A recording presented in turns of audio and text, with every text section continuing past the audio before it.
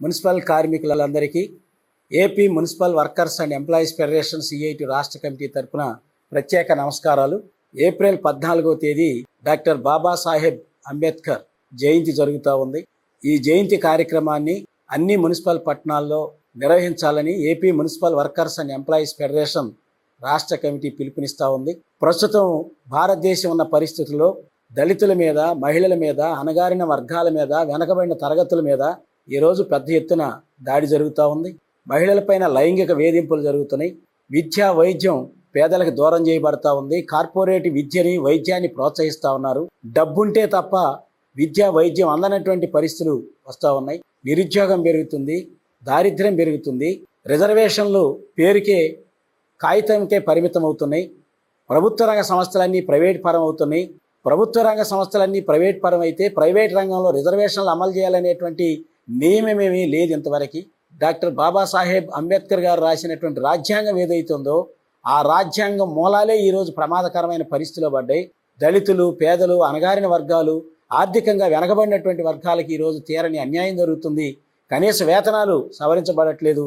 ఇటువంటి నేపథ్యంలో ఈ సమస్యలన్నిటికీ పరిష్కారం చూపుతూ రాజ్యాంగాన్ని రచించినటువంటి డాక్టర్ బాబాసాహెబ్ అంబేద్కర్ గారు వారి ఆశయాల్ని కొనియాడుతూ రాజ్యాంగాన్ని కాపాడుకునే దిశగా అంబేద్కర్ జయంతిని నిర్వహించాలని AP municipal workers and employees federation రాష్ట్ర కమిటీ తీర్మానించింది. మనువాదం, సనాతన ధర్మం ఈ పేరుతో ఈరోజు పెద్ద ఎత్తున విష ప్రచారం జరుగుతుంది. మనుషుల మధ్య హిందువులు, ముస్లింలు, హిందువులు, క్రిస్టియన్లు అనేటువంటి విభజన తీసుకొచ్చి మనుషులు ద్వేషించుకునేటువంటి భావాలు పెరుగుతున్నాయి. ఇటువంటి భావాలు పెరగటం అంటే కార్మికుల మధ్య ఐక్యత లేకుండా పోద్ది. పెట్టుబడిదారులకి, దోపిడీదారులకి పెద్ద ఎత్తున అవకాశాలు కల్పించబడతాయి. కాబట్టి ఇటువంటి ప్రమాదకరమైనటువంటి విధానాల్ని తెచ్చిపెట్టే మనువాదం కానీ, సనాతన ధర్మం, వీటన్నిటినీ డాక్టర్ బాబాసాహెబ్ అంబేద్కర్ వ్యతిరేకించాడు. వాటి వ్యతిరేకంగా నిలబడ్డాడు.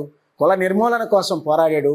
అణగారిన వర్గాలకి అన్ని వర్గాలతో పాటు చదువుకునే అవకాశాలు, తినే అవకాశం, చదువుకునే అవకాశం, వైద్యం అవకాశం, ఇల్లు అవకాశాలు ఇవన్నీ ఉండాలని ఆయన ఆశించాడు. అటువంటి ఆశయాల్ని మనం నెరవేర్చుకోవాలంటే భారత రాజ్యాంగాన్ని కాపాడుకోవాలి. భారత రాజ్యాంగంతో పాటు ఈ సమస్యలతో ఎవరైతే పీడనకు గురవుతున్నారో, సరైన తిండి లేక అవస్థలు పడుతున్నారో ఇటువంటి తరగతులు, కార్మికులు, ఉద్యోగులు, కర్షకులు, పేదలు, అన్ని వర్గాల ప్రజలు ఐక్యం కావాలి. ఆ రకమైనటువంటి ఐక్యత నినాదంతో అంబేద్కర్ జయంతిని జరపాలని AP municipal workers and employees federation తరఫున విజ్ఞప్తి చేస్తూ ఉన్నాం. అంబేద్కర్ గారికి పూలమాల వేయటంతో పాటు ఎండలు తీవ్రంగా ఉన్నాయి. ఈ ఎండల తీవ్రతలో ప్రజలకి చేయగలిగిన సంఘీభావ కార్యక్రమాలు, మజ్జిగ పంపిణీ, లేకపోతే నిమ్మరసం పంపిణీ, ఇటువంటి కార్యక్రమాలు కూడా చేయాలని మున్సిపల్ ఫెడరేషన్ రాష్ట్ర కమిటీ నిర్ణయించింది. ఈ కార్యక్రమాన్ని అన్ని పట్టణాల్లో జయప్రదం చేయాలని AP municipal workers and employees federation రాష్ట్ర కమిటీ తరఫున ప్రత్యేకంగా విజ్ఞప్తి చేస్తూ ఉంది.